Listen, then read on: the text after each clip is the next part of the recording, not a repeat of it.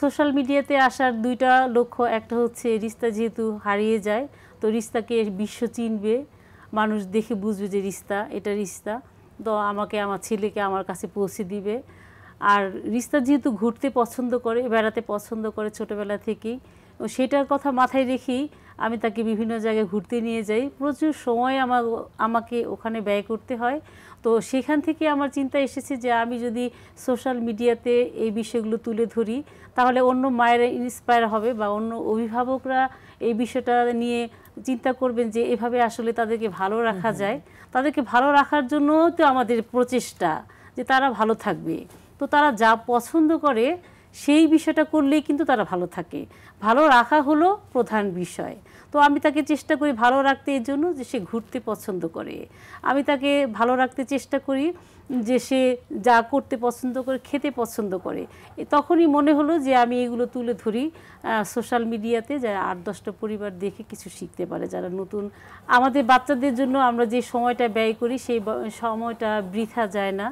তারা নিশ্চয়ই কিছু না কিছু শিখে ভালো কিছু করে, লেগে থাকলে তারা সফলতা অর্জন করে।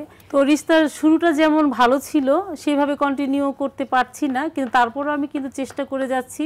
আর আমার ওই চেষ্টাটুকুই আমি তুলে ধরি যে এই চেষ্টা থেকে কিন্তু সফলতা আসে, বিন্দু বিন্দু করে আসে, এবং চেষ্টা করে গেলে কিন্তু তাদের একটা ভালো কিছু হবে, তারা একটা ভালো পর্যায়ে যাবে। আমরা অনেক সময় মনে করি যে চেষ্টা করলে হয়তো তারা কিছু হবে না, কিন্তু না, চেষ্টা করলে তারা ভালো কিছু করে। তাদের আরও অনেক বন্ধু আছে, তারা ভালো একটা পর্যায়ে আছে, কারণ তাদের রুটিনগুলো কন্টিনিউ হচ্ছে।